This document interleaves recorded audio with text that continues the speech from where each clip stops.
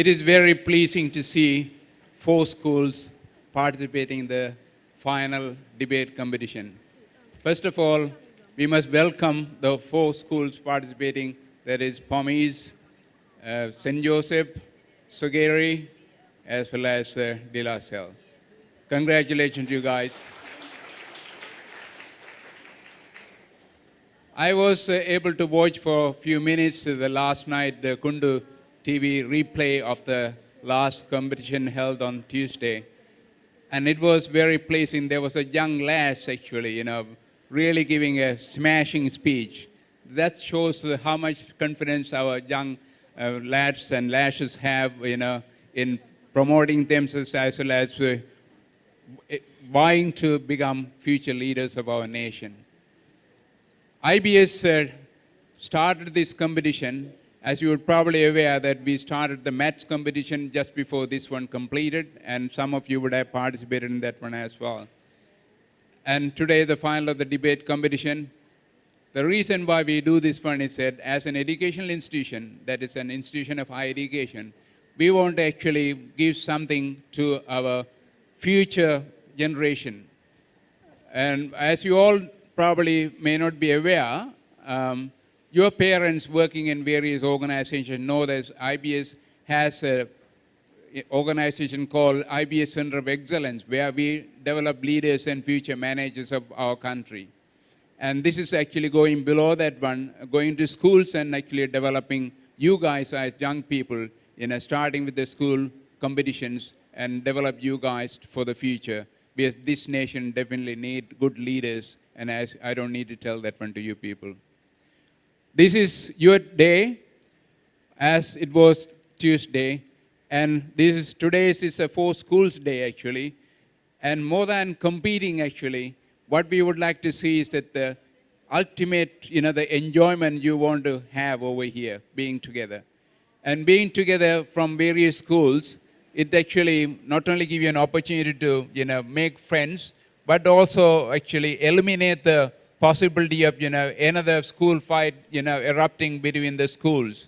And that is, very important, because we must grow as brothers and sisters, but whichever the school we may choose to, educate ourselves. So I think it is very important that we give the best, today. Your talents brought out, and also at the same time, how you may be actually aggressive and assertive, and in some cases arrogant while you are debating, but when you finish your debate, I think you must hug each other. And, we have done a good job, both of you, that's what is more important over here, both teams, and I would love to see that one, happening. With that, I think I don't want to take more, your time. Wish you good luck, all the 4 teams, for the finals. And I understand that the other schools also here who participated in last Tuesday. And good to see you people. That's a spirit we would like to see, that, although you missed out on the finals, I'm sure next year we are going to have it even in a bigger scale. So you will probably definitely come back next year and compete again. And I would like to actually thank especially the judges. We have got some people, important people over here. Hebert and John, business people. The Hebert being a practicing lawyer, it is a very valuable time, Hebert. We really, truly appreciate that you are participating in community service. And also John, I think as a man working in a business environment, that is very good too. And of course, our IBS staff members, Rekop, it's our IBS staff member, as well as Edward keeping the time. And another thing, you've probably known that Edward is actually promoting, physical excellence education program in association with the physical training teachers in your schools also. That's another thing we are actually developing this year, starting this year. So with all these good things, actually, you must enjoy. And after all, the life in Papua New Guinea is not that bad, And life is what you make, so you have to make what you want to be. Thank you very much. Good morning, everyone. Okay, we have the 4 teams here for the finals. That's Port Moresby International School, St. Joseph's International, Sogeri National High, and De La Salle. Before I call them on stage to introduce the speakers for each schools, the same rules will be the same, the debate rules. And just the reminder, we have a timekeeper. The first ring is a warning that that's the last, you have 1 more minute to go. If you hear 2 double rings, that means your time is up for the speaker. Okay, is that clear, speakers? Thank you. Okay, can I have Port Moresby International up on the stage?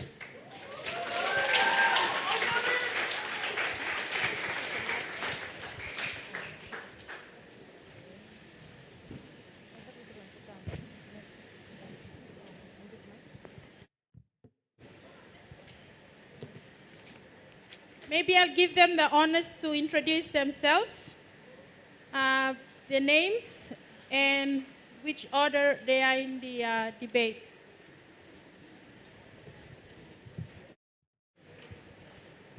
My name is Jehiwa Maihua, and I'm the first speaker for Promise. Good morning, everyone. I'm Claire Assi, and I'm the second speaker for Promise. Hi everyone, I'm Jacob Ilave, the third speaker for Promise. Good morning everyone, I'm Moses Liu and I'm the final speaker for the Promise team. Thank you, Port Moresby International. Take your seat, and let's have St. Joseph's International Catholic College.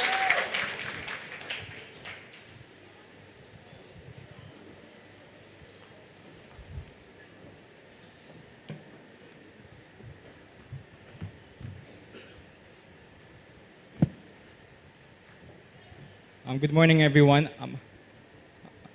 My name is Paolo Venante, and I'm the first speaker of the opposition. Good morning, everyone, and I'm Michelle Bird, and I'm the second speaker for St. Joseph's. Good morning, everyone. My name is Dion Kombeng, and I'm the third speaker for St. Joseph's International. Good morning, everyone. My name is Hope Imaka, and I'm the fourth and final speaker for St. Joseph's. Thank you, St. Joseph's. Let's have the third school, and that's Sogari National High School.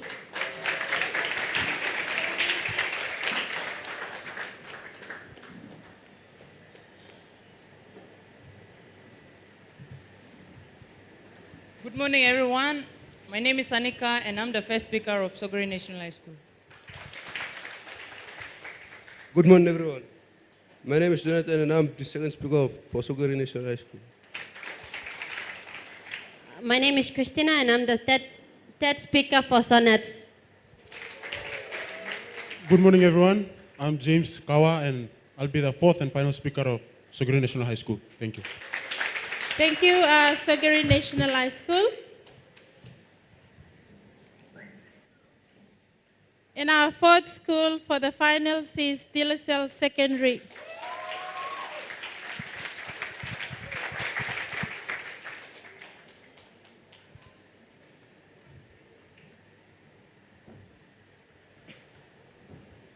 Good morning, everyone. I am Graham Steven, and I am the second speaker of Dilasel Secondary School. First. Good morning, everyone. My name is Raymond Rifireka, and I am the second speaker of Dilasel. Good morning, everyone. My name is Bradley Gregory, and I'm the third speaker of Dilasel Secondary School. Good morning, y'all. My name is Thomas Jones, and I'm the fourth speaker of Dolos. Thank you, Dilasel. I actually had a purpose of getting them on the stage so that it reduces some of the nervousness because they are now in for the finals, and I'm sure the crowd is a bit bigger than Tuesday.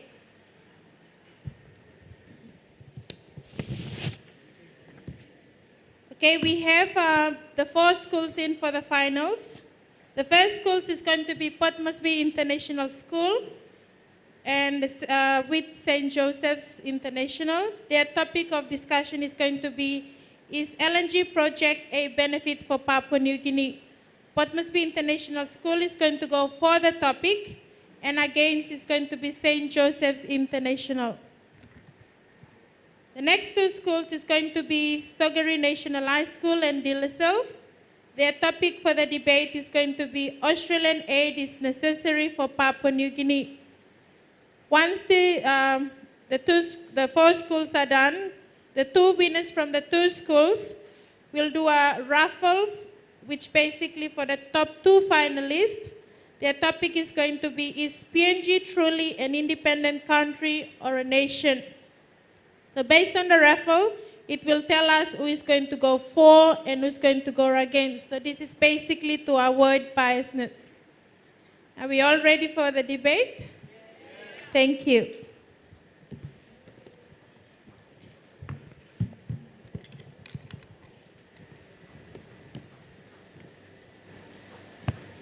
Thank you very much, Ms. Enoch. Okay, we're going to move on with our first debate topic for this morning, and that's between Port Moresby International School and St. Joseph's International. So please make them welcome onto the stage.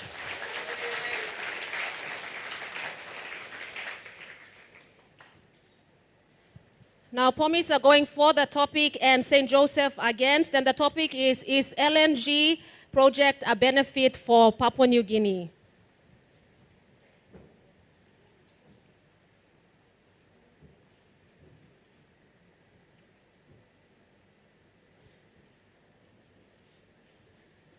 I now call upon our first speaker for Port Moresby International School, Yehiwe Maihua.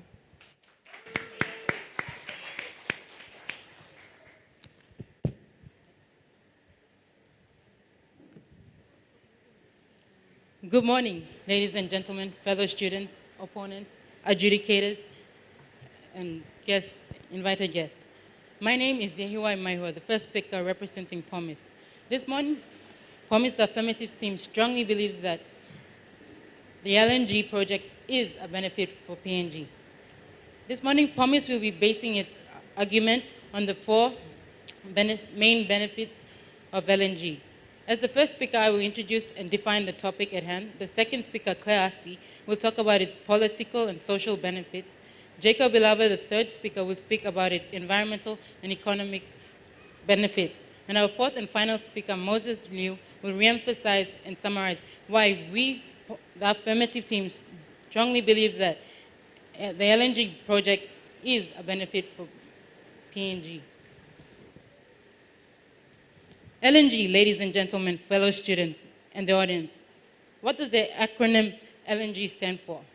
LNG stands for liquefied natural gas, as explained by the 2005 Grade 12 HSC written expression, resource material on development, oil development in PNG, page 30.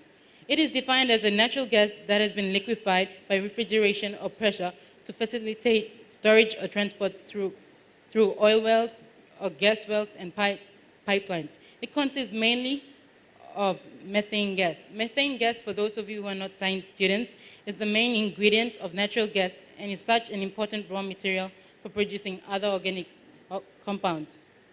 A journalist in the September issue of the Island Business magazine, Rowan Kalik, stated that the LNG project will involve gas being piped down from the Southern Highlands to liquefaction plants in Port Moresby, then shipped to customers in China, Japan, and Taiwan.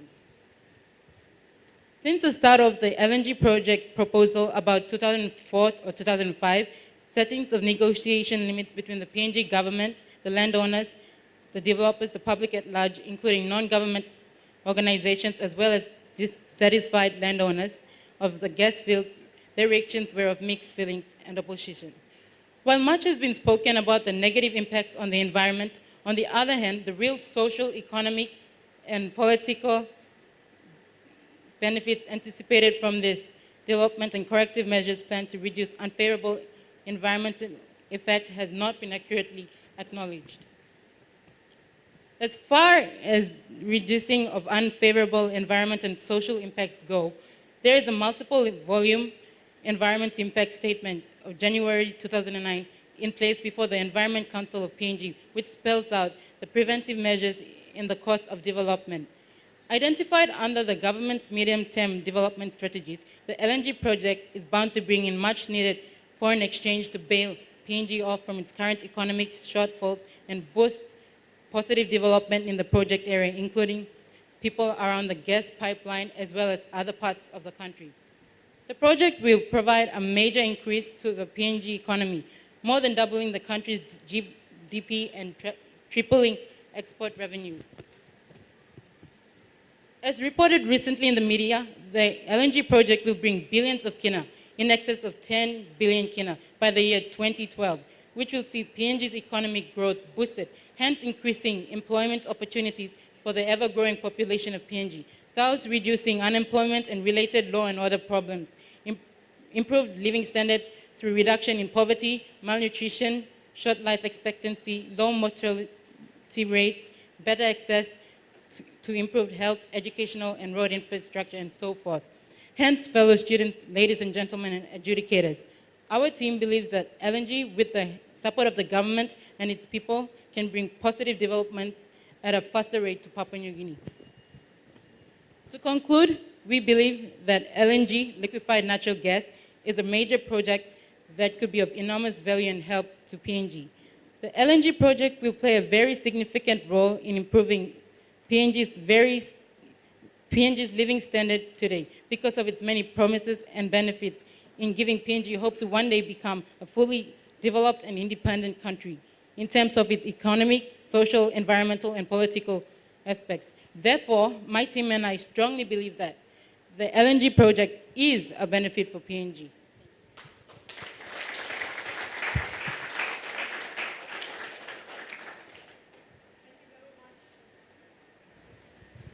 Thank you very much to the first speaker for Port Moresby International School. I now call upon the first speaker for St. Joseph's, Paulo Avianate.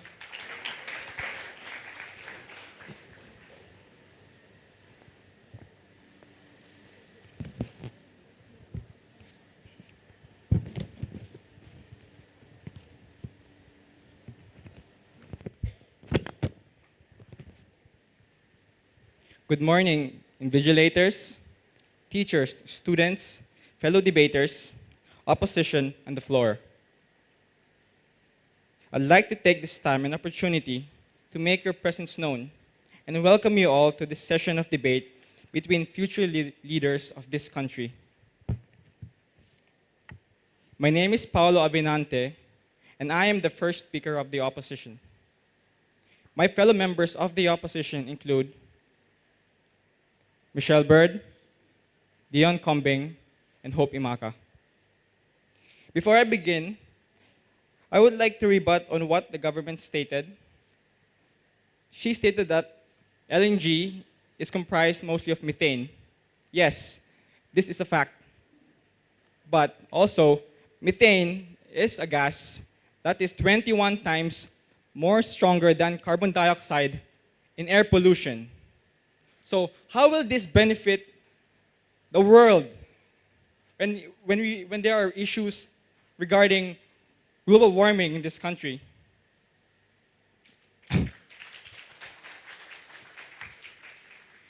As mentioned earlier, the topic of the debate is the LNG project is a benefit to the country. We, the opposition, strongly and most firmly believe that the LNG project will bring negative impacts not only to our country, Papua New Guinea, but also affect the world as a whole. LNG, liquefied natural gas, is a proposed multi-billion kina project in the southern highlands and western provinces of Papua New Guinea that will bring new supplies of liquefied natural gas to world markets by the next decade. The initial development envisions the construction of the 960 million cubic feet a day gas conditioning plant and gas pipeline to a liquefaction plant to be built on the Gulf of Papua near Port Moresby, the nation's capital. The LNG plant would produce 6 million metric tons a year of LNG for shipment to international markets. The gas is to be transported to the plant by 440-mile pipeline, and liquids recovered at the existing Hides gas plant would be combined with crude oil from the oil operations and transported through the existing oil export system to the Kumul platform, an offshore tanker loading facility. Yes, this multi-billion kina project will make PNG the China of the Pacific. However, there are two sides of a coin.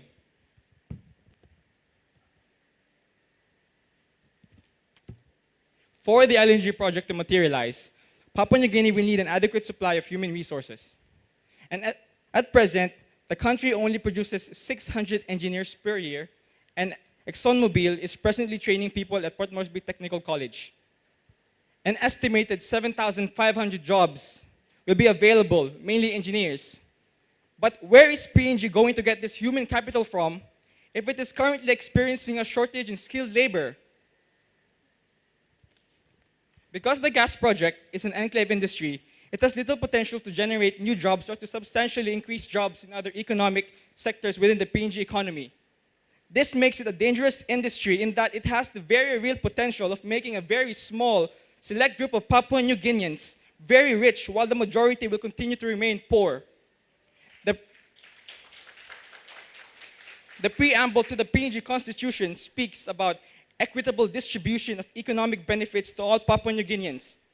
We believe that the gas project will go against this very value of equitable distribution of wealth as promised in our Constitution.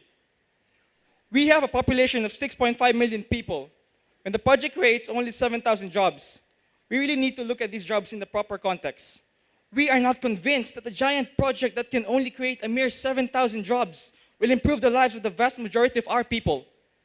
It is estimated that about 85% of PNG's population live in rural areas and depend on agriculture for their survival. That means around 5 million Papua New Guineans are directly dependent on the agriculture sector. In terms of jobs, that would be around 1 million informal jobs. Compare that with a substandard 7,000 mere jobs in the gas project, and that is a very poor achievement. In addition, how many of these jobs will be held by PNG citizens? Or are they going to be fly-in, fly-out expatriates, like we have experienced in the past with Kutubu, Oktedi, Porgera, Lihir, and Misima? Let's not get too excited about the numbers. We might get very disappointed when we get the real deal. Furthermore, if we say that the LNG project is beneficial to Papua New Guinea, we need to consider the facts. Papua New Guinea consists of all the provinces, not just the Southern Highlands, and not just the Gulf, and not just Port Moresby alone. The topic clearly states, is the LNG project beneficial to PNG, Papua New Guinea? Which means we need to consider every single Papua New Guinean citizen of this country. If the landowners and shareholders are the main beneficiaries of this multi-billion kina project, what is going to happen to the vast majority of people who will remain very, very poor? Thank you. Thank you very much, Paulo, for that. Once again, the school debate topic for the first round is LNG project a benefit for PNG? I now call upon the second speaker for Port Moresby International School, Claire IC.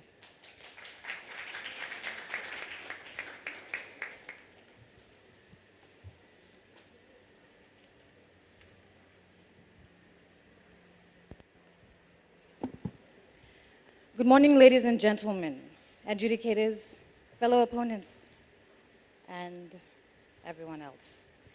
My name is Claire Asi, and I am the second speaker of the affirmative team. And we strongly believe that the LNG project is a benefit to PNG.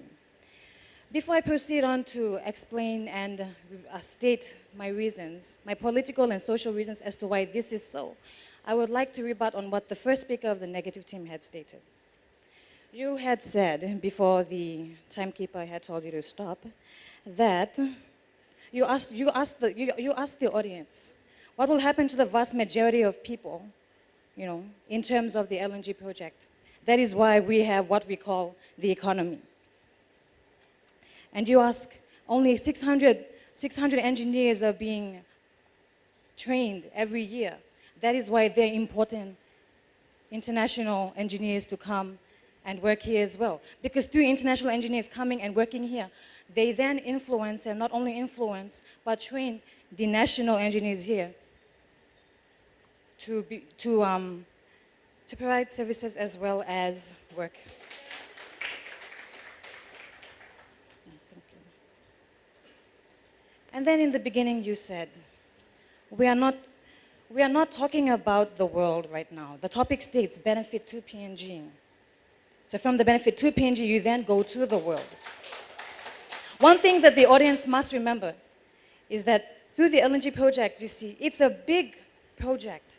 And therefore, international, multinational companies like ExxonMobil and other international oil companies, why do you think they would just come in here and just start going ahead with the project without thinking about the environmental aspects, the social aspects, the political aspects, the economic aspects, and all other aspects towards the country?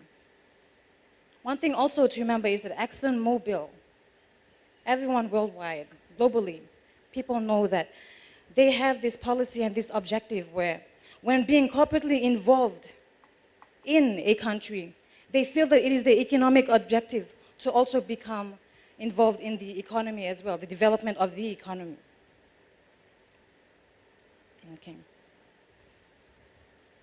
Towards the community, communities believe that this project, this major project, is the only way to escape from the rural poverty which they experience now. Unless you have another solution to that, then go ahead, bring it out.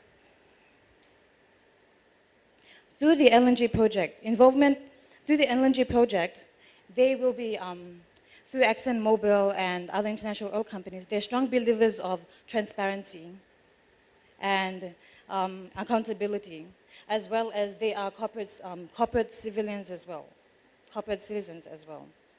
And therefore, through corporate citizenship, what they will be doing is being involved in community programs. And community programs includes infrastructure, contributing to the infrastructure of the country, as well as education as well as health services as well. Like for example, in Gerehu, because the pipeline from Southern Highlands down to, it goes all the way, it leads from Southern Highlands down to the Gulf area, and then to Port Moresby. It passes through Gerehu, Baruni, and then out, and from there, it goes and it ships out to Taiwan, China, Japan, and the other countries. What will happen is that because the ExxonMobil knows where the pipeline is going to be leading, they have already been starting to develop Gerehu and Baruni, the major suburbs that have a lot of, that need a lot of development in the city, especially the capital city.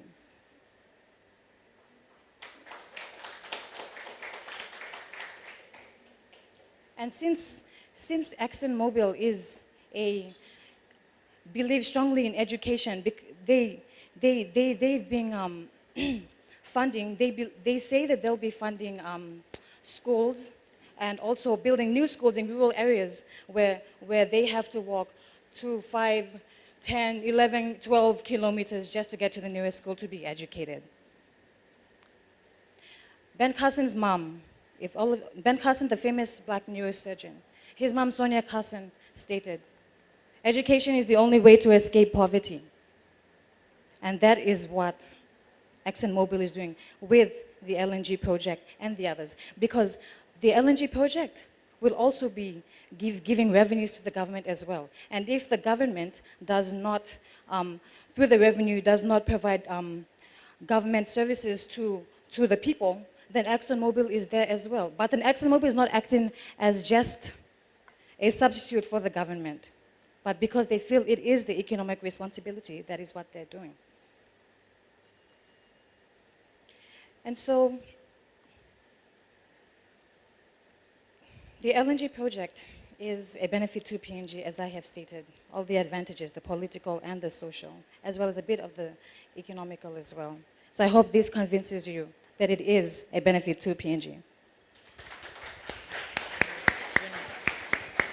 Thank you very much, Claire, for that. I now call upon the second speaker for St. Joseph's International, Michelle Bird.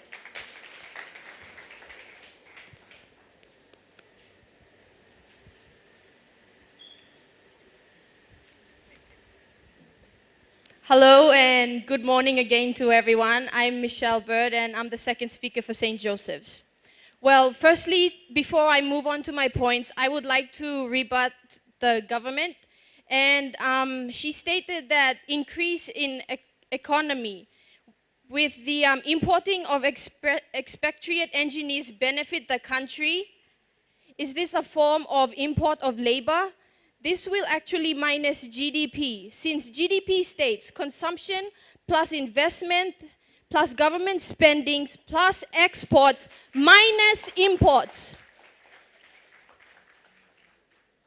Now, to move on to my first topic, which is the economical issue, and it states that according to economical research and sources, due to the enclave nature of the gas project, as experienced in other countries, Papua New Guinea is most likely to suffer the Dutch disease. This so-called disease describes a state where a country makes so much foreign exchange from mining, oil, or gas that the increase in the value of their local currency against other currencies results in all other sectors in their economy, which then becomes unsustainable and uneconomical. The LNG project will lead to an artificial strengthening of the PNG economy. I repeat, artificial strengthening. Because it is really a one-sided benefit to the economy and not broad-based expansion across all sectors of the economy. As PNG's earnings of foreign currency builds up, it will lead to a very strong kina. This will lead to lower prices for imported goods in our stores. But will it make production of PNG goods much more expensive? For example, take Ramu sugar for instance. If we start having a variety of affordable sugar being imported into Papua New Guinea, then the price of Ramu sugar will either stay the same or increase. And how will this result? Well, obviously it will be costing them too much to produce. So what will happen to PNG-made products? They will go down. It will also have the effect of reducing the kina earnings of PNG's other export products, like cocoa, copra, and coffee. For instance, a bag of cocoa is worth 300 kina today. With the onset of Dutch disease, a bag of cocoa will only be worth about 100 kina per bag. This is due to the increased strength of the kina against the US dollar. The 1 million Papua New Guineans who currently depend on agriculture will simply abandon their crops. Because why? Well, because no one wants to work so hard to earn so little.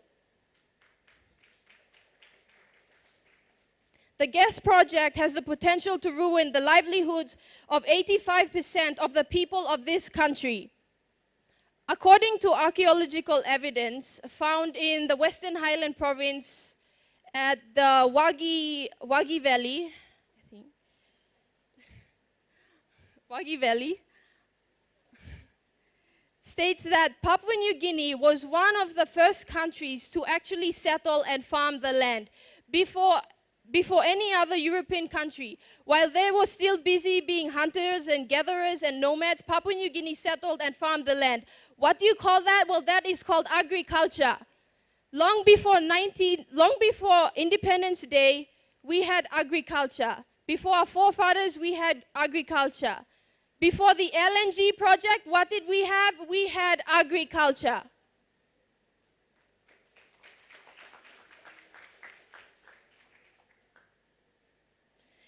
In terms of governance, this project will leave PNG very vulnerable to shocks in international prices as well, and leave us at the mercy of world market forces. For instance, this year, the PNG government's budget forecast is out about 400 million kina, because the government had budgeted higher prices for oil and copper.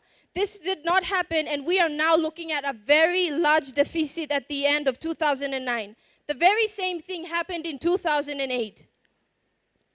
When the gas project starts up, our government is likely to have about 200 billion kina to spend over the preceding 10-year period.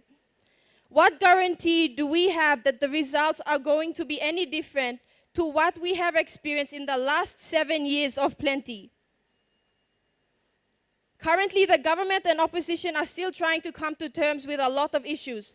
How do we know if they are prepared to make the right decisions regarding the LNG project while they still have a lot of issues to resolve? Let's all be realistic here. There is corruption in the government, and even now they cannot be prosecuted up there. So when a major project as such is brought into a constitution as such, dealing with hundreds of billions of kina, how are we to bring justice about? That is why, ladies and gentlemen, the LNG project is not a benefit to Papua New Guinea.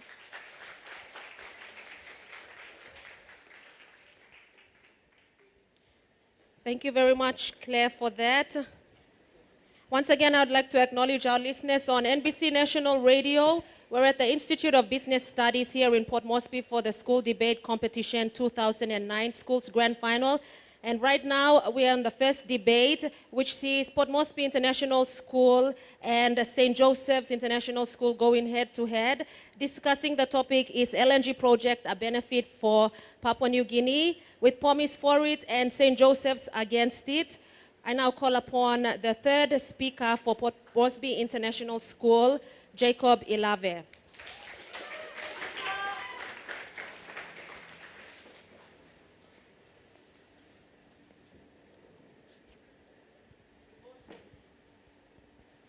Good morning, ladies and gentlemen.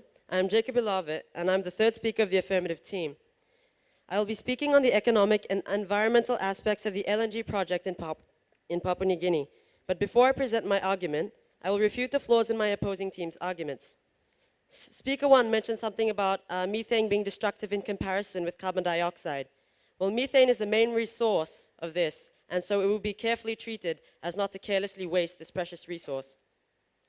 Methane also, when combusted, I'm sure we have a lot of chemistry students, forms carbon dioxide and water, and cannot therefore be compared with carbon dioxide and, being destructive. Speaker 1 also mentioned that there are only 7,000 jobs that will be created. It is questionable as to where he got this information, because here is the PNG LNG project environmental impact statement, volume 1 of the executive summary, and says that a total of 13,350 jobs will be created, 12,500 of which are full-time construction jobs. He also mentioned something about the land that will be used in this project. Well, international companies coming in have plans for this. They now make better use of the first few inches of topsoil for productive use. This can be seen with the example of Imperial Oil, who was able to, I think, regain 45% of lost land.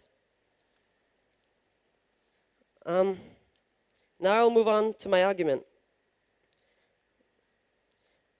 Some people in this nation are skeptical in their judgment, skeptical in their opinion of the LNG project in PNG. Many of them make this judgment without knowing the benefits we as a nation can receive from this project. There are many economic benefits to be reaped from this investment. This is a quote from Rowan Kallick, who is a journalist. The economy is in better shape than it has been for some time, thanks to its political stability, only recently shaken. Because the project will require a direct capital investment of some 36 billion kina, it is predicted that this project will result in double the gross domestic product. That is an increase to an average of 18.2 billion kina annually, and it'll triple our country's export revenues. The occurrence of this project will also consequently result in the much-needed development of infrastructure in areas that need it the most. Over 1,000 kilometers of road open to public use is projected to be set up. With these roads would come schools, shops, clinics, clean water supplies, and other necessary provisions. From this one project, industrial relations can be formed, which are vital in this amalgamating world. This could assist the growth of ecotourism, one of our country's industries with great potential. There are long-term world demand forecasts for LNG, and they are strong, thus benefiting our country in the long run. All these contributions would result in an overall economic growth, benefiting our nation significantly. Many people often misconstrue the intentions of these oil and gas companies. Many international companies see such projects as an economical duty to countries in our position. Companies such as ExxonMobil and Oil Search generously support good causes, like the Save the Tiger Fund and the conservation of the Lusa ecosystem and several biodiversity preservation programs. The direct contribution of the existing petroleum producers to health and education is relatively high, with clinics treating more than 10,000 community outpatients per annum and sponsoring support for tertiary students. The PNG LNG project has in place environmental responsible plans. On the 23rd of January 2009, The Environmental Impact Statement, or the EIS, was submitted to the PNG Department of Environment and Conservation. This EIS encompasses extensive environmental, social, and public health impact assessments that reviewed issues such as community needs, sensitive environmental habitats, and biodiversity. This 6,000-page document is derived from 26 supporting studies and took the better part of 2 years to compile. This document has taken into consideration a sustainable approach to the project, waste management, environmental water standards, spill prevention, natural land management, greenhouse gas emissions, and the protection of biodiversity. Ladies and gentlemen, we should not discourage a project such as this only because of prejudiced opinions or misinformed judgments, but rather embrace it as a step to the escalation of Papua New Guinea economically, politically, and internationally. That is why we, the affirmative team, strongly believe that the LNG project is beneficial to Papua New Guinea. Thank you, Jacob, for that. I now call upon the third speaker for St. Joseph's International School, Dion Kombeng.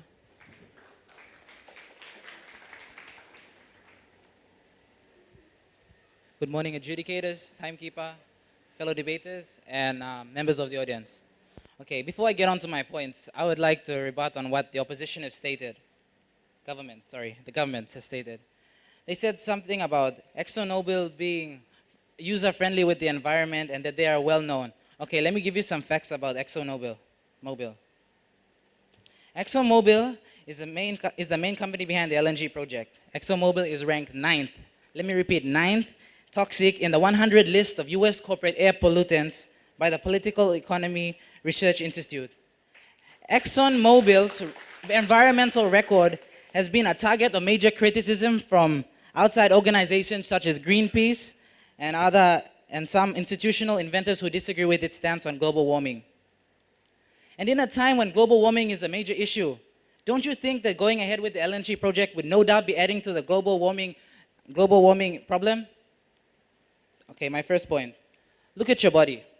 What you have on the inside is necessary for your survival. The blood running through your skin is essential for you being alive. The same applies to our country, Papua New Guinea. What does this country or Papua New Guinea have under its skin? It's its natural resources. Without our natural resources, and in this case, it's gas and oil. It is the bloodline of Papua New Guinea. And with the LNG project being introduced, it is like letting a leech sit on your hand and sucking all your blood dry. Next point. Why not spend money on renewable resources like tourism, forestry, agriculture, instead of spending our money in non-renewable resources? We should be preserving our non-renewable resources instead of exploiting it to foreigners. Don't we have enough mines already set up? If you say that the LNG project is a way into looking to the future for Papua New Guinea, in a few years we won't have a future with all our natural non-renewable resources already used up. Do you think the LNG companies will still be interested in our country? Okay, methane. The opposition have already stated about methane. LNG is a natural gas that is comprised of methane. Methane, as the first speaker has already stated, is 21 times more powerful at warming the atmosphere than carbon dioxide by weight. As a contributor to climate change, methane ranks second. Okay, this brings me to my last point. Do you really think the LNG companies have PNG's best interest in mind? What I'm saying is large amounts of money is going to be spent on building a pipeline from Papua New Guinea to Australia.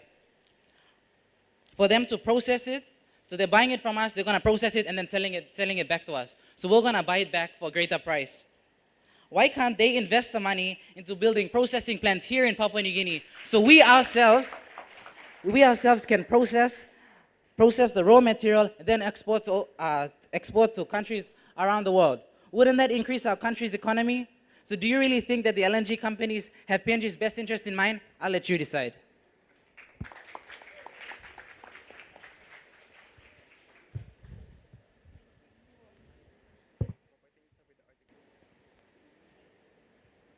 Thank you very much for that.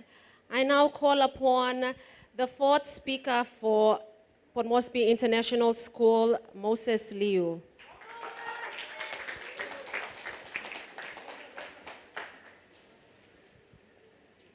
Good morning, everyone.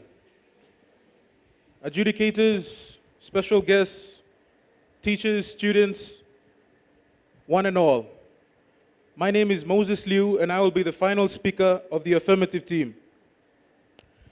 First, I will rebut the weaknesses of the negative team's position, and then I will summarize the argument of my team.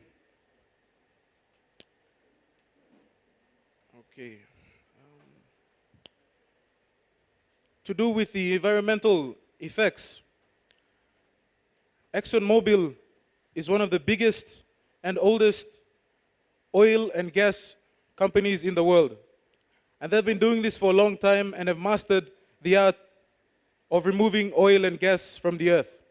They know the safety precautions to be put in place in order to remove the gas and oil from our oil fields.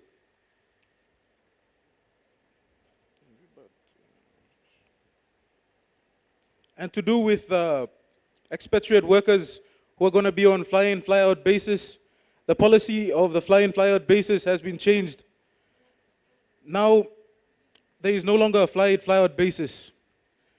The expatriates that will be working in our mines in the Southern Highlands, the Hela region, will be asked to bring their families into PNG. So these families that will be living with them in PNG will need housing. So this will boost our real estate industry.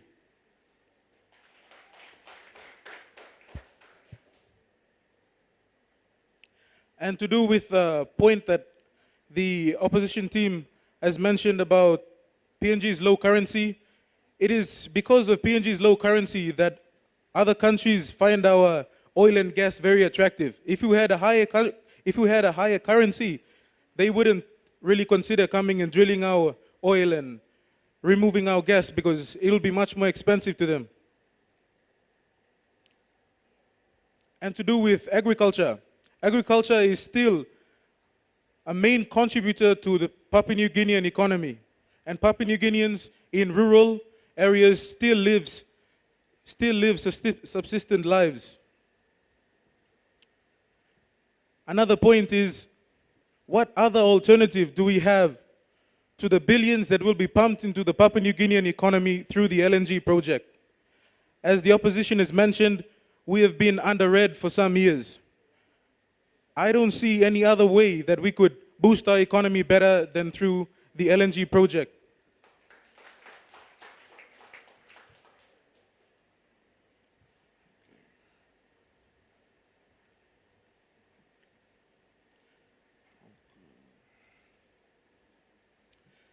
And to do with job creation, with the indirect employment, we have to take into consideration the law contractors, the lawyers, and the construction workers that will be working to build a site. In addition, we have to take into consideration the teachers and the other indirect employments that will be created through the LNG project. The economy works in a ripple effect. So when the money is pumped in through the economy, it comes from the top, moves slowly down to all the sectors of the economy. So in this way, most of Papua New Guinea, if not all of Papua New Guinea, will benefit from the LNG project.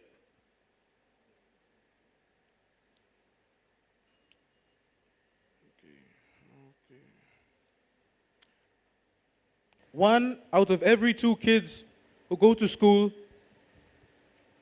out of every one kid that goes to school, 2 kids do not have the school fee to go to school.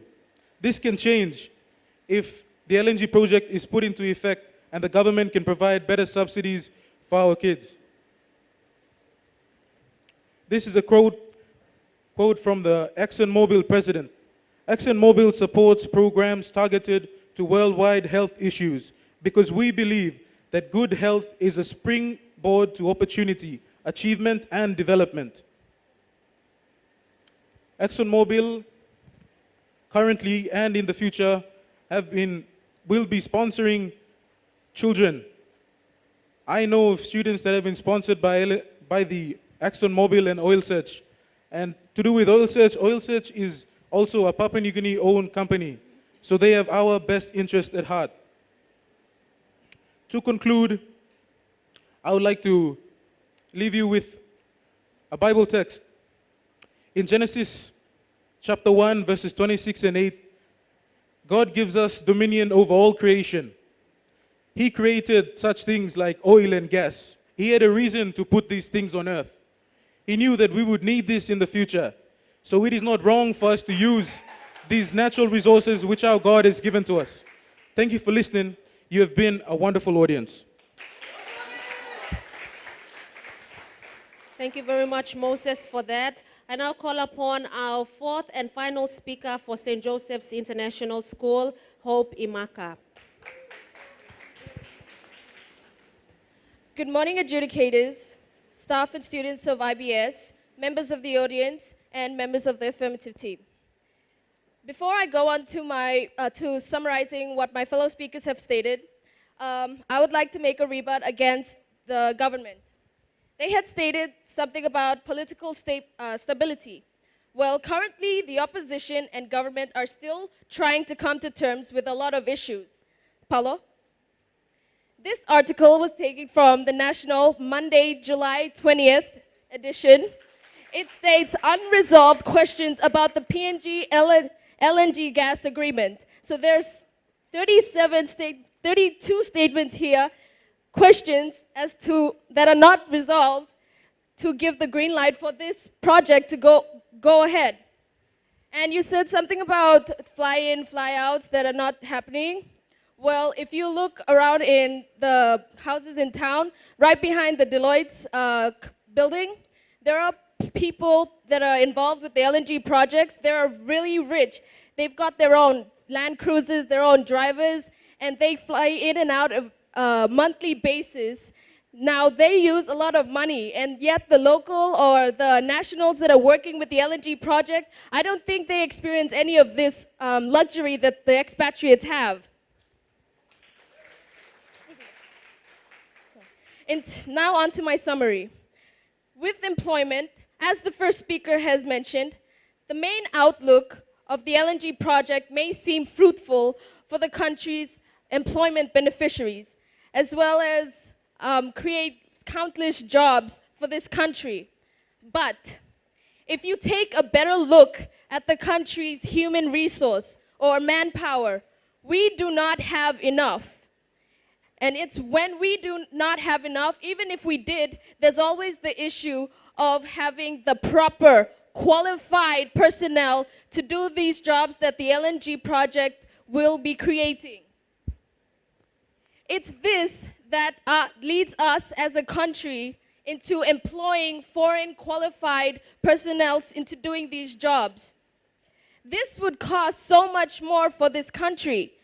In this way, we are feeding foreign countries the benefits from this project that us, as the source country, should be feeding ourselves.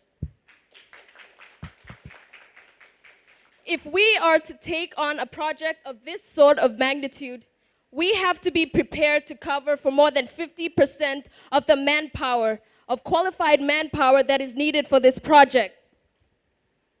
On the economical aspect, as Speaker 3 has stated, let me pose a question to you all. Who is to be the main benefiter from this project? The proposed project is said to bring billions to this country. Landowners will be offered a fair beneficial sharing agreement, or better known as BSA. But, as Speaker 3 has stated, if the Australian or foreign countries were truly concerned of our country's use of resources, then why not they just build a factory here for us to refine it ourselves and export it to them if they need it so much? Because what is happening right now is we are selling them the raw materials. They go, they refine it, and they sell it back to us at a higher rate. Now, where's the profit in that? To add on to that, PNG isn't really isn't economically independent just yet. This means that we still rely on Australia's annual $300 million aid and support and other aids from other foreign countries. On the social and social aspects, the landowners would not really benefit from this project. As Speaker 3 has stated, we are already experiencing land disputes between landowners and communities over land rights, ownership, and recognition. And, Michelle, could you hold that up, please? This article shows signatures from principal landowners who are not agreeing to this project, which means that this project has been forced upon them. This is not a benefit. That's why we do not agree that this is a benefit. If this is a benefit to this country, everybody should be agreeing on this. And yet the principal landowners do not want this project to go on. An article on the Post-Courier's July edition clearly, A good example of the environmental damage can cause is the LNG pipe burst in Alaska. This caused a big frenzy in the US. So you see, if a major country such as the US has trouble fixing LNG project problems, then what makes us think a developed country like us can fix it?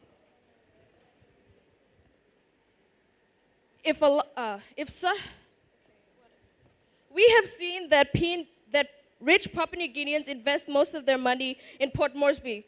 Look around the city and you will see that the rich landowner groups own half the city. What will become of the other Papua New Guineans who are not so lucky?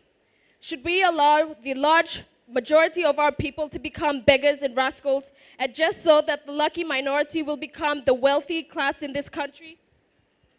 So in conclusion, just because the gas project is about big money does not mean that it is important. We ought to put our people first and money second. That is why, ladies and gentlemen, we, the opposition, firmly and most strongly believe that the LNG project is not beneficial for Papua New Guinea. Thank you very much, Hope, for that. And that ends the first debate between Port Moresby International School and St. Joseph's International School. The topic is LNG project, a benefit for Papua New Guinea. So once again, please put your hands together and thank our lovely schools.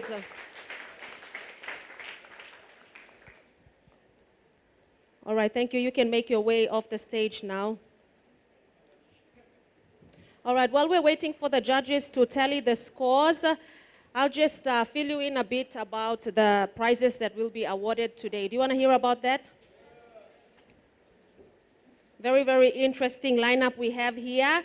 And I'll start with the 5th to 10th place finalists, or not finalists, but the participants. They will, all the schools will receive 500 kina cash, and that is sponsored by NBC, as well as certificates of participation, medals, and also medals courtesy of IBS, and consolation prizes sponsored by BSP. And our 4th place finalist will receive 1,000 kina cash, sponsored by NBC, and certificates of participation, as well as medals courtesy of IBS and consolation prizes. And our 3rd place winner also will receive 1,000 kina cash, sponsored by NBC, and certificates of participation, medals of courtesy, as well as consolation prizes, and a printer sponsored by Remington. And our 2nd place winner will receive 2,000 kina cash, sponsored by NBC, certificates of participation, medals of courtesy from IBS, consolation prizes sponsored by BSP, and also a printer sponsored by Remington.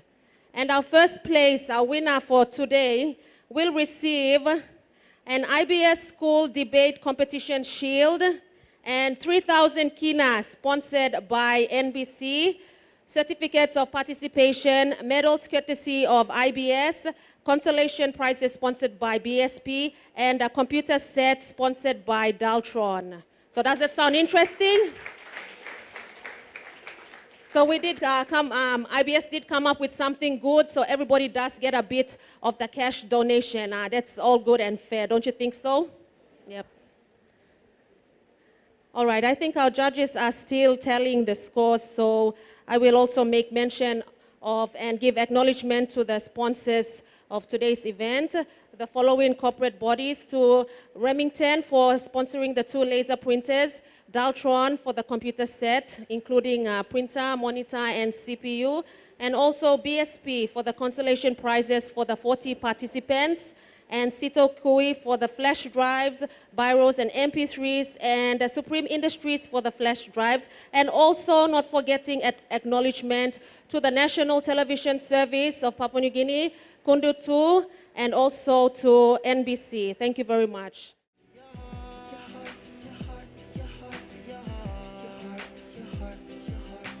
January, February, March, April, May, June, July, August is just another day. September, October, November, trying to find a way. In December, them off my calendar to meet again. If only we can go to that place with me and you know. So many papers, but anyways, without further ado, I shall call upon the first speaker for Sogeri National High School.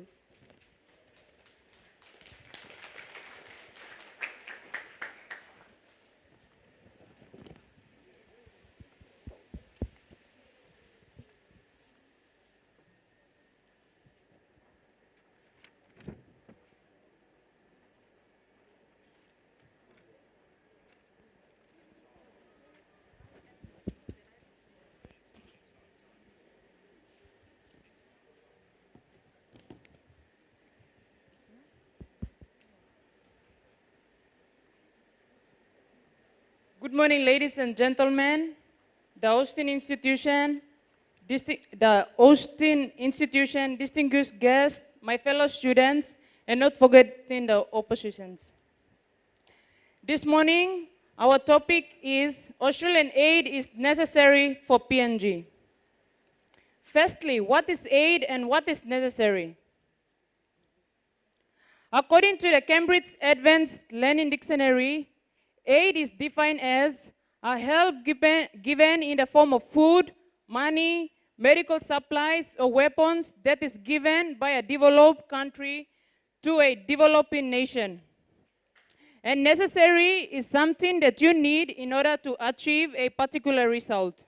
With that, I'll introduce to you my speakers. I'm the first speaker, and my name is Anika. My second speaker is Jonathan Asupa, and he'll be talking about some of the economical aspects of the topic. The third speaker is Christina Bainok, and she'll be talking about some of the social and political aspects of the topic. And our final speaker is James Kawa, and he'll sum up the whole topic.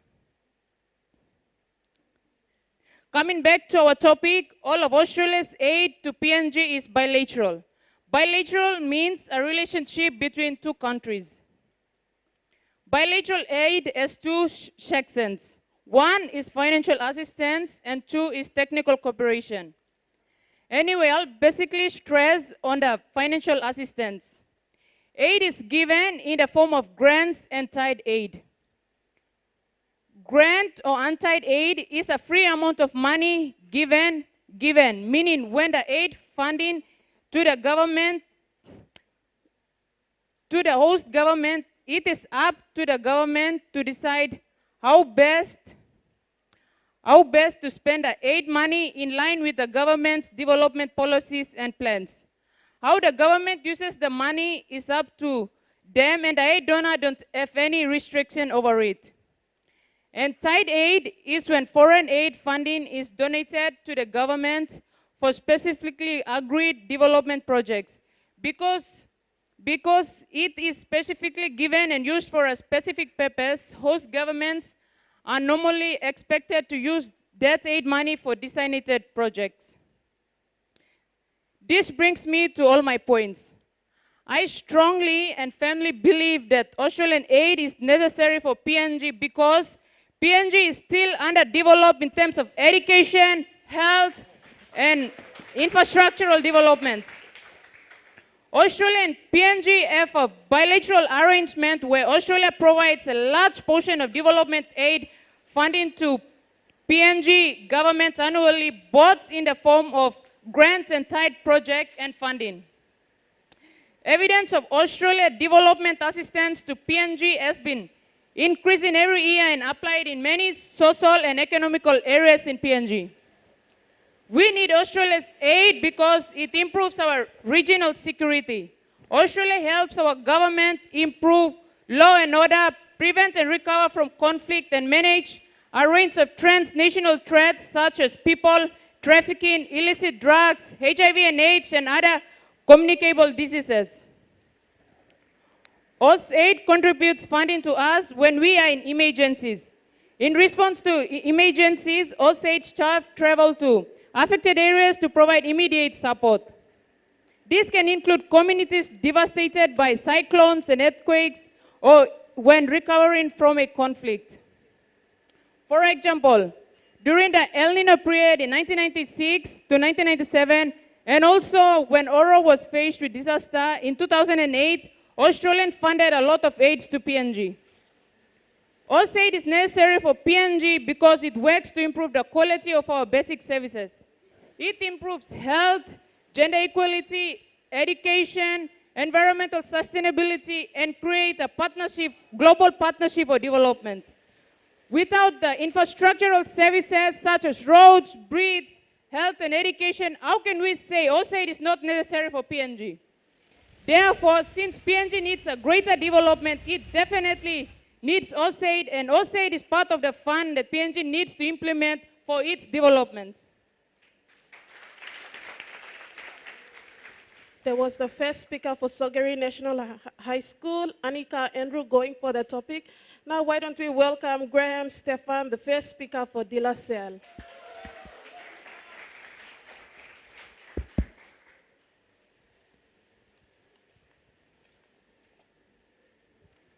Mr. Chairman, ladies and gentlemen, as the first speaker of the opposition, I will be introducing our topic and rebutting on what the first speaker of the opposition, the government, had said. Before I do so, in respect of our special guest, I would like to re-acknowledge your presence for being patient and giving the time to come here, and not forgetting our wonderful judges, teachers, and my fellow students. My group and I will be talking strongly about the topic, Australian aid is not necessary for PNG. Before I explain more on that, I'll give a brief outline on each of my members and the areas that they will be mainly speaking on. As the first speaker of the government, opposition, I am Graham Stephen. And my second speaker is Raymond Wifireka, and he will be talking on political implications. And our third speaker is Bradley Gregory, and he will be talking on both economic and social implications. Finally, and not the least, is our fourth speaker, Thomas Jones, and he will be summarizing our arguments. So, before I rebut on what the government had said, let me give you a clear definition of aid. Aid is a form of assistance. Aid is a form of assistance in financial, technical, and humanitarian. That is received by host government from foreign government based on some form of bilateral arrangement. Yet this financial, technical, and humanitarian assistance aid has not met many of our people's need, which also it has not been used in its right purpose in our country. On another hand, we'll say that these aids had corrupt our governments. So this brings me to my point to rebut on what the first government that said. So you said that the Australian aid money has been beneficial to our country and our people. As the opposition, we should strongly tell you governments to reconsider on that, because you've been blindfolded by the Australian aid, as the leader of PNG, in denying the dignity of our country and also the national pledge of our nation, which as a proud citizen of our country, I am not ashamed to stand in front of here and say our national pledge, which It has great meanings, and I want you governments to listen carefully and understand the meaning of this, our pledge. It says, we the people of Papua New Guinea, we pledge ourselves, united in one nation. We pay homage to our cultural heritage, the source of our strength. We pledge to build a democratic society based on justice, equality, respect, and prosperity for our people. We pledge to stand together as one people, one nation. God bless PNG. So, there is no excuse to that. Australian aid is not necessary in PNG. Like it says, God has blessed our country richly. Is it true that PNG is a resourceful country? So, why are we relying on the Australian aid if we are saying that we are an independent country? For 34 years, which next week is our independence, we must not rely on the government, the Australian aid too much. Because we can all overcome this nonsense and the corruptions that have been happening in our country, within our governments. We can all overcome them if we all pledge together to be united as one nation and one country. I am telling you, we as the opposition strongly stand for the topic that Australian aid is not necessary for PNG. Thank you, Graham Stephen there from De La Salle going against the topic. Now, why don't we welcome Jonathan Asupa from Sogeri National High School going for the topic.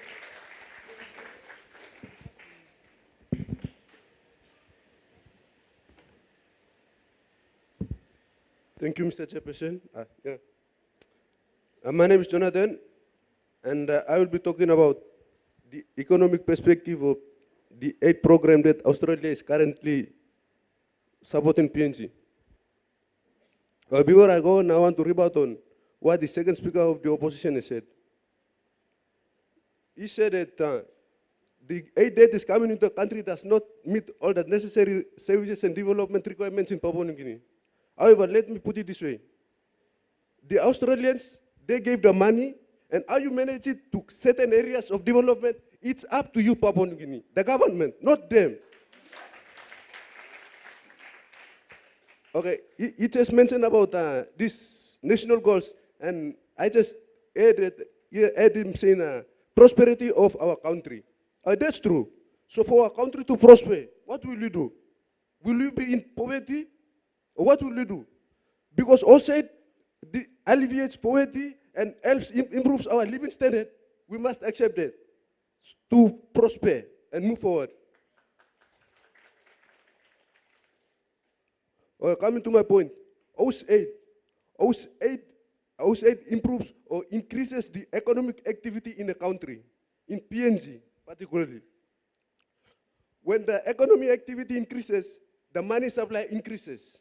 And when the money supply increases, the government spending increases. And when government spending increases, employment increases. Employment, what we are concerned about today, it increases. The level of employment, many people are employed. And when there is employment, there is investment. Overseas investors come inside. If there is a lot of money supply, at the high level of money supply. And then the consumption increases. There is high level of consumption. And after all this results in an increased and higher level of living standard in a country. And living standard is what every country struggles to achieve and maintain, for your information.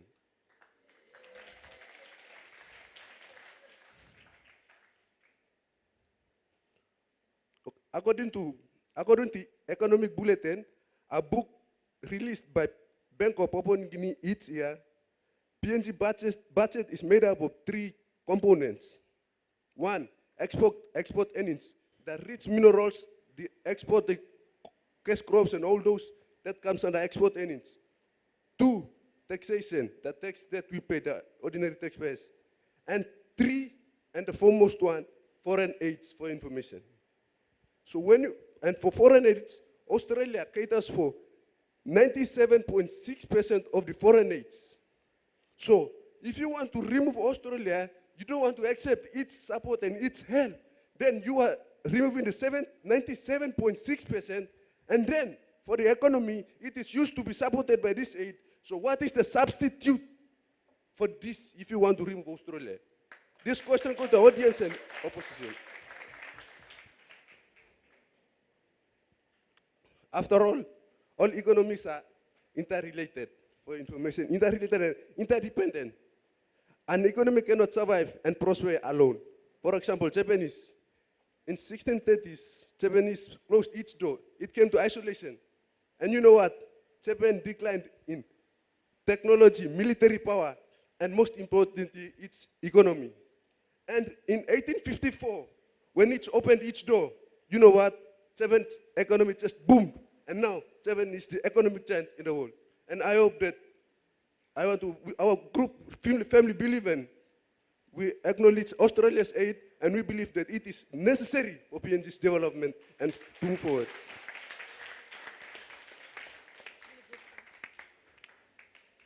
There was Jonathan Asupa, the second speaker for Sogeri National High School, going for the topic. Once again, the topic for debate, Australian aid is necessary for PNG. So why don't we welcome the second speaker for De La Salle, Raymond Rifareka, going against the topic.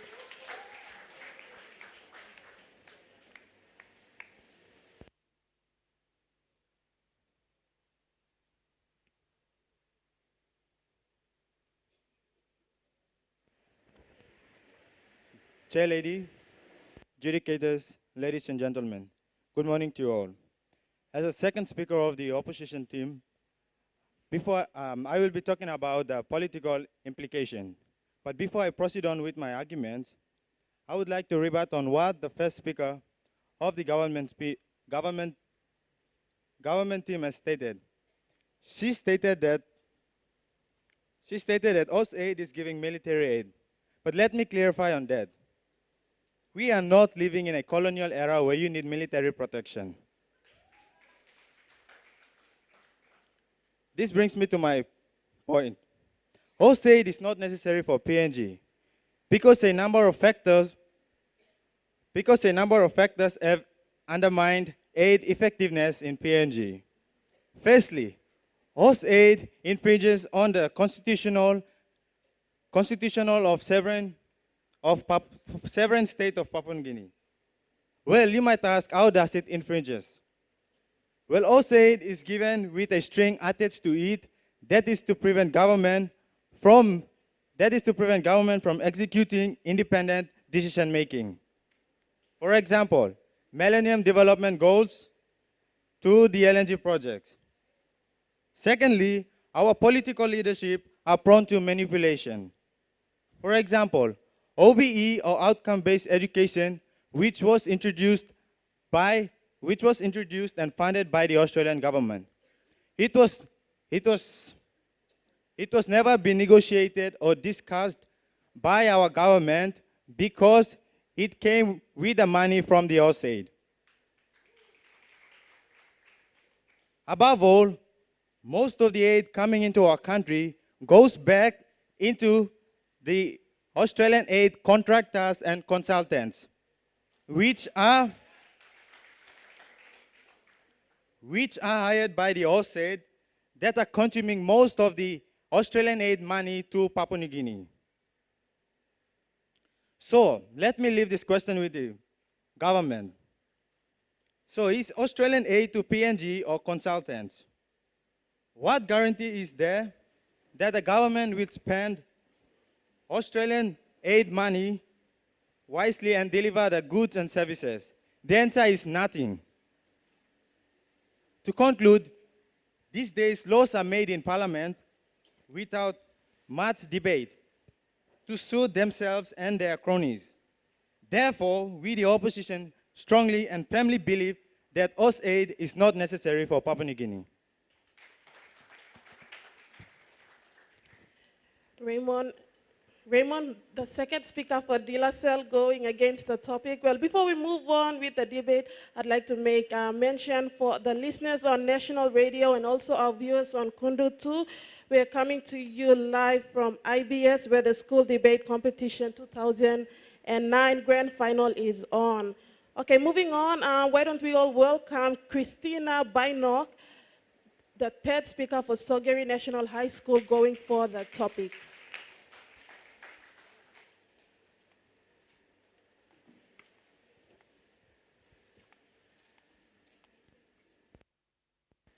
Thank you, Chair Lady. Good day, ladies and gentlemen. Before I proceed on with my speech, I would like to rebut on what the second speaker of the opposition has said. He mentioned something on boomerang. Now, ladies and gentlemen, for your information, boomerang aid is only through consultation, and that's when the Australians give fund money into PNG for expertise. And then the advice they impart on the what Papua New Guineans is gained here and not written back to the Australians. Okay, on to my points. I'll be talking about the implications of necessity, and it's about the political aspects, the constitutional and the social and cultural aspects of having Australian aid being necessary in Papua New Guinea. About the political aid. Now, firstly, it strengthens and binds the two nations, that's Australia and PNG together. We are under the same system of democracy with Queen Elizabeth, who is represented by governor generals of both countries. Australia and PNG share nearly all political aspects of running a nation. The rules and regulations of the government and policies and terms applied are all based on the Commonwealth rules. Therefore, AUSAID is necessary for PNG. Constitutional, no one, and that includes each and every nation, can provide everything for itself. It needs support from other donors. Aid doesn't lead to suppression of a nation, but aid provides assistance to help in development and not to overrule the nation. Each of us has limits under democratic laws respectively, and upon doing or saying this, interdependency comes in. Interdependency is part of the bilateral trade, and aid is part of the bilateral relationship, and that is why.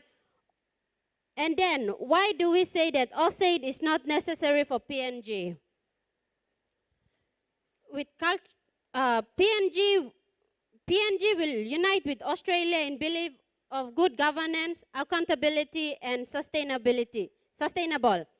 PNG will need aid from Australia because, firstly, PNG was once a joint landmass with Australia, which means that aid comes as a fund to help PNG strictly maintain the boundaries and ocean lines between Australia and Papua New Guinea.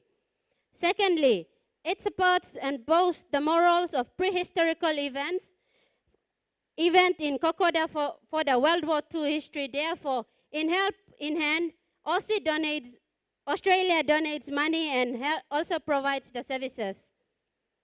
Thirdly, aid from Australia, ladies and gentlemen, does not come only in the form of cash, but also in technical fields such as materials for new infrastructure, medicine, and expertise consultant, as I mentioned earlier on.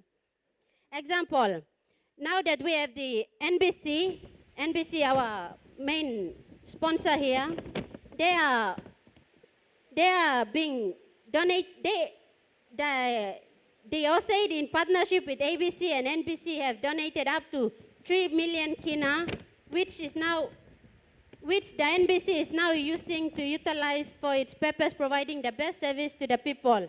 This is extracted from the national 28 June 2006.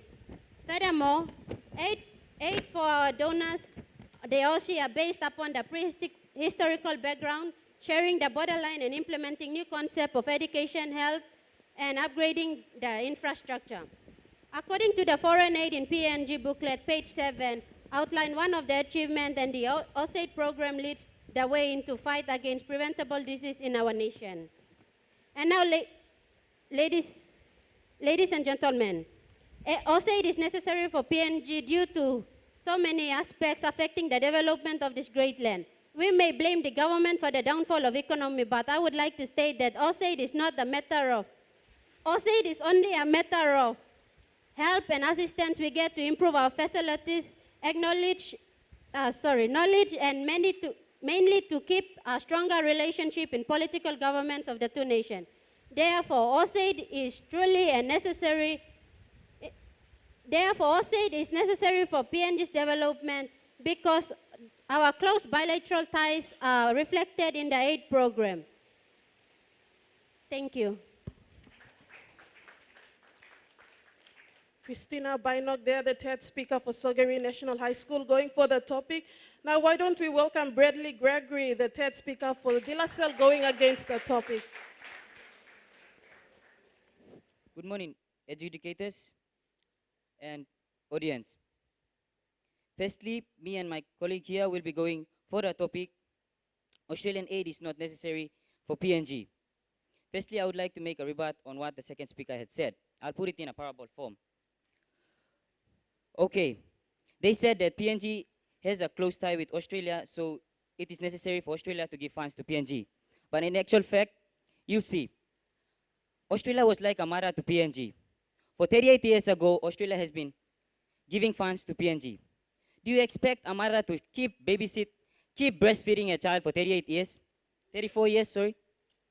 No, that wouldn't be correct. Okay, going on with my points. Papua New Guinea is one of the most exotic and diverse places in the world, full of dignity and culture. Papua New Guinea is surrounded by thick misty jungles, fast-flowing rivers, and white sandy beaches. This implies the beauty of a truly resourceful nation. Australian aid has its economic implications. Let me point out to you. Number one, misusing of funds by bureaucrats. Example, Australian $250 million that was given for carbon trade in 2008 didn't meet its purpose of satisfying people's needs, but sadly it went into white-collar people's pockets. Why receive funds from Australia when funds are directly going into white-collar pockets? Two, whatever capital and money that is brought into the country goes back to them as a boomerang. Example, Movie Bridge near Kutubu and Mendi Market were founded by the Australian aid and constructed by the Australian Army. This was funded by the Australians, but at the same time, there were Australian consultants, builders, and engineers who came here. So the money is still circulating in the economy of Australia, but not Papua New Guinea.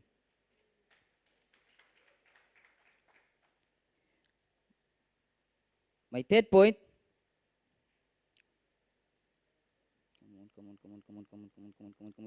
okay, the indigenous people of Australia are still living in poverty. They have poor education services, and the list goes on. Why are Australians considered more on giving us funds than on the indigenous people? That's because Papua New Guinea is located in an economic zone. That's why they want to use this Australian aid as an advantage to take over our resources. Number four, 90% of Papua New Guineans live in the rural and remote areas like Karamui in the Simbu province, Minyama in the Morobe province, Garaina in the Morobe province, and also Kaintiba in the Gulf province, in dying need for services, yet these services are not forthcoming. On to my social implications of OSAID. It makes the people and the government more dependent, and it takes away the sense of ownership. For example, when aid is given to Papua New Guinea, Papua New Guineans, the government and the people of Papua New Guinea become more reliable on Australians. And this affects our country as an independent country to make its own decision for the livelihood of its people. Two, it encourages corruption. When the funds are given in huge amounts, there is always temptation in having a share in the cash. In the Bible, it states that money is the root of all evil. And my third point is, in another way also, Australia is giving aid into PNG just because they want a recognition from the international community to be recognized as a powerful nation and seeing PNG as just a developing and a third world nation. and we cannot accept that. From our national anthem, I quoted something which says that we are independent and we are free and we are Papua New Guinea. So why don't we depend on Australia while we have the resources to carry out our own? Therefore, me and my team strongly believe that Australian aid is not necessary for Papua New Guinea. Thank you. Bradley Gregory there, the third speaker for De La Salle, going against the topic. Once again, the debate topic, Australian aid is necessary for PNG. Now, why don't we welcome the last and final speaker for Sogeri National High School, James Kawa, going for the topic.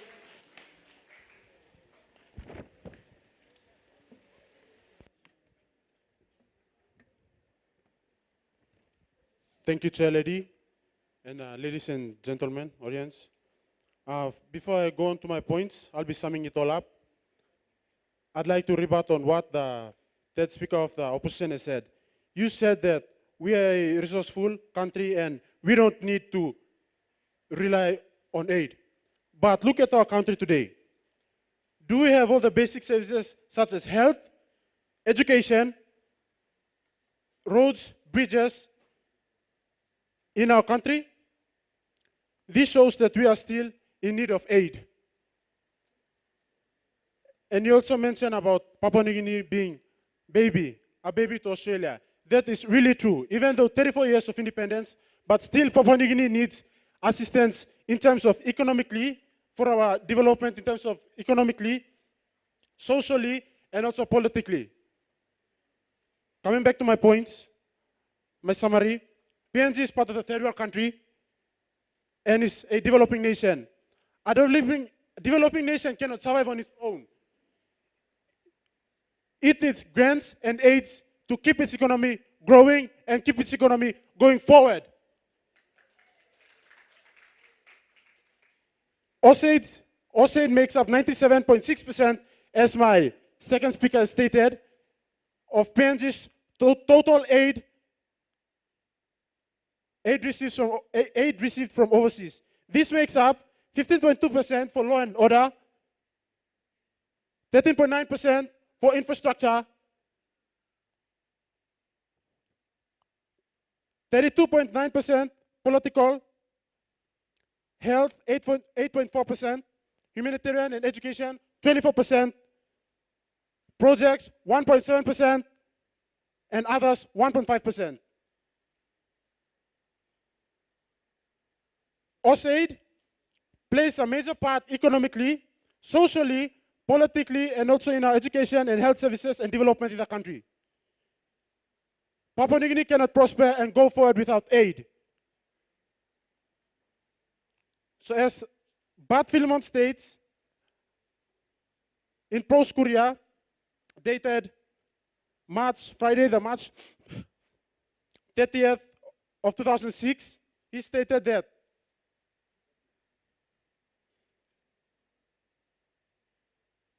anybody who talks about doing away with overseas aid and at the moment is really kidding himself.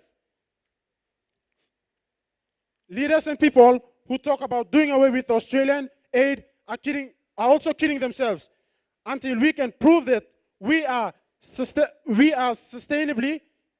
sustainably manage our economy. According to Economic Bulletin, the PNG national budget is comprised of the three main components. One, export earnings. Two, taxation. And three, donor aids. When we are saying aid, aid, AusAid is the major donor to PNG.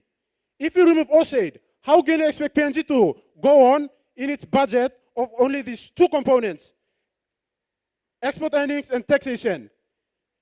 For this case, you are only destroying the economy of Papua New Guinea and you are making it imbalance. We need AusAid because it improves our regional security.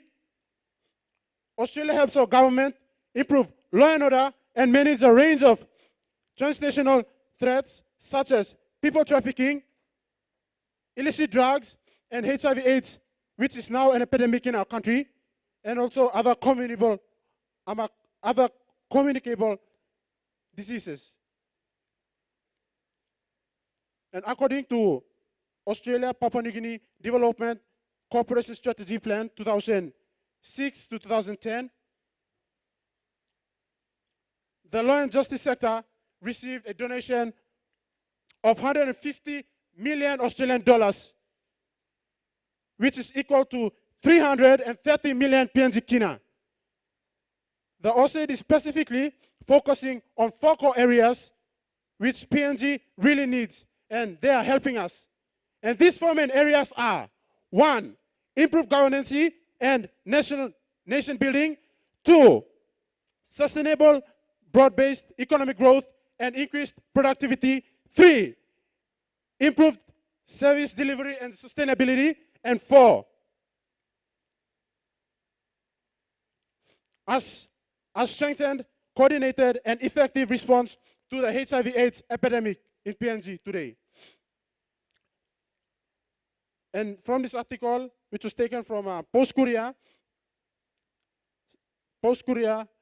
September 1st, 2008, it states that a very strong underpinning for that relationship was to have a stronger partnership for development in PNG.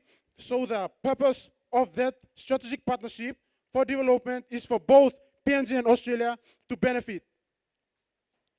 And also for the maintain this bond between themselves that revolves around delivering basic services in health, education, infrastructure, and law and justice. Therefore, the audience, we strongly and 100% believe that our points have convinced you that OSAID is necessary for PNG.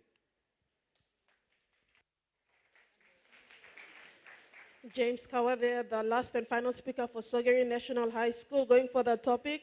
Now we're coming towards the end of the debate now, so why don't we all welcome the last and final speaker for De La Salle Secondary School, Thomas Jones. Come on, let's all give him a round of applause. Good morning. Good morning, MC, ladies and gentlemen. Before I continue, the opposition has mentioned stuff about Papua New Guinea needs aid for survival. Well, let me tell you this. For generations and centuries and millenniums, Papua New Guineans have survived on our own. We were hunters and gatherers. We didn't need aid from Australia or Japan or United States. We are ancient and old enough, matured enough. After 34 years of independence, we can take care of our own affairs. We cannot continue to rely on aid provided by Australia, who we call our so-called big brother, who defy us one way or the other. We don't need Australian money, which makes huge U-turns back into the hands of consultants in Australia. Developing nations cannot survive on its own, something which you meant. Well, let me tell you this. Take Thailand, for example. It is funding more than 90% of all its projects. It doesn't rely on aid money. We can do that. If Thailand can do it, why not Papua New Guinea? Firstly, it is no longer necessary because of the dramatic increase in private capital flows from the developed countries to the developing world. Last year, more than 300 million was given to PNG. Where's all that money gone? How many of you have benefited from that money? That money is such a large amount, and it also encourages corruption. The World Bank states that foreign aid in Papua New Guinea between 1975 and 2000 has seen more failures than successes.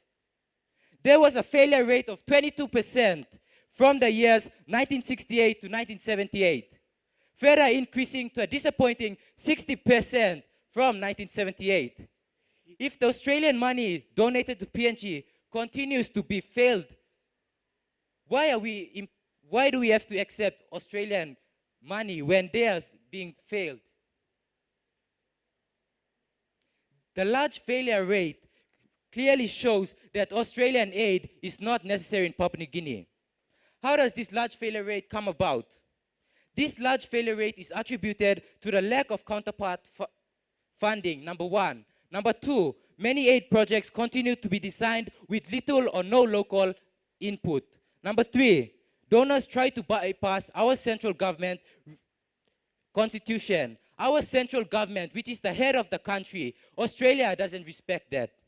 Number four, it is not serving its purpose by being directed to humanitarian purposes and ordinary citizens. Secondly, I will outline what my speakers of the opposition have said. PNG suffers adverse implications politically, economically, and socially. For example, the political aspect. OBE, as we all know, was a failed reform in many developing countries. Why would the Australian bring it to our nation then?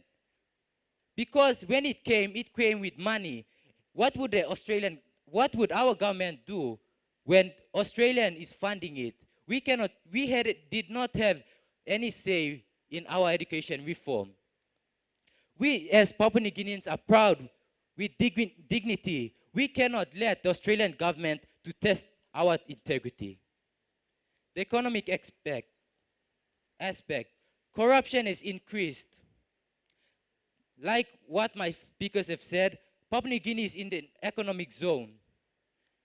The Australian government does not care 100% about us. But because we are in the economic zone, they see benefits when they provide aid projects. Take, for example, back in Australia, the Aborigines, there are no economic zones there. And the Australian government does not provide any funding back for the native Australians who have lived and cultivated that land for centuries. Social impact. It creates a dependency syndrome. Papua New Guineans become lazy. Our government becomes lazy and wants to always seek assistance from Australia. After 34 years, we cannot keep seeking assistance from Australia. Thirdly, through its aid, Australia has had the advantage to heavily influence our political, economical, and social environments. For instance, we are unnecessarily importing a lot of trash from the Australian government. Take, for example, you go to the shops, you see on the store shelves a lot of Australian-made products when we, Papua New Guineans, can produce these products. Toilet roll, tea, all these things Papua New Guineans can produce. Why do we have to keep importing from Australia? Our own products like Trukai rice and oxen palm, these, they say, are 100% PNG made. However, the cattle and rice is being imported from Australia. And the Australians have convinced us that our climate is not suitable to grow rice and to farm and herd cattle. But the Chinese have proved them wrong. Now, thanks to the Chinese, Papua New Guineans can grow rice.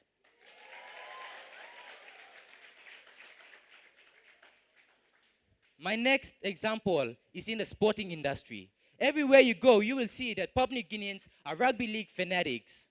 This is a great influence from Australia. Australia has influenced our game, our national sport, rugby league. But how much have they put into developing rugby league in our country? Take, for example, the Prime Minister's 13. The Australians come every year in the flying colors, give a hell of a beating to our national side, and go back. You call that development. To conclude, PNG for generations have communed well with our environment before all forms of Western influence. There is no doubt that we can do it. We gained independence when many said we were not ready. We survived the sandline crisis in Bougainville. And overall, we have come this far to gain 34 years of independence, and that is a milestone. United we stand as one nation who has pride in being independent, in being a sovereign state. We are people with pride and dignity. Let us not be manipulated by Australian through AusAid. This land which we stand upon, for generations, our ancestors have shed their blood for us to be standing here. This is our country, our land. After 34 years of independence, we simply cannot go back to Australia and beg for assistance. Because more than ever, we are united. I will leave you with a quote from our great Sir Michael Somare. It reads, "I want the flame of independence to be rekindled in our national life. We must unchain her from the state of dependency and self-centeredness. We cannot afford to sit back and allow aid donors and NGOs to do what we can do for ourselves. We must be responsible for our own good. We can speak of Australian aid, but whose interest best are they serving?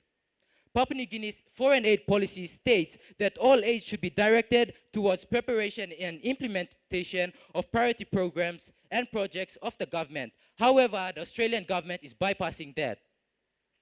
Why provide aid at all when 90% of that money is not benefiting ordinary citizens of Papua New Guinea? It is going back to the consultants of Papua New Guinea, Australia. Are they seeing this as an opportunity to provide employment for themselves? Whose interest best are they serving? Australian aid promotes its image to the international community. It creates more trade between countries, and like I said, we have had a great influence of Australian, good or bad. To conclude, once again, I will read you this quote, another quote. Australian aid to PNG was a ploy and it uses its own benefits. It must be treated with suspicion and should not be embraced with gratitude and applause, which is what we all are doing for centuries. We are Papua New Guineans and we are proud to be Papua New Guineans. We cannot keep depending on the Australian government to provide us jobs or assistance. Thank you for listening. That was the last and final speaker for De La Salle Secondary School, Thomas. Well, that brings us to the end of the debate where the two schools, Sogeri National High School and De La Salle Secondary, debating on the topic, Australian aid is necessary for PNG. So come on, why don't we all give them a round of applause again? Yeah, they need it. Okay, guys, thank you for your participation. You can make your way to your seats now. Okay, we'll give the judges a bit of time to fix the scores to come up with the final score for the top two schools who will go into the grand final this afternoon. So cross your fingers, who knows, your school might be one of those top schools.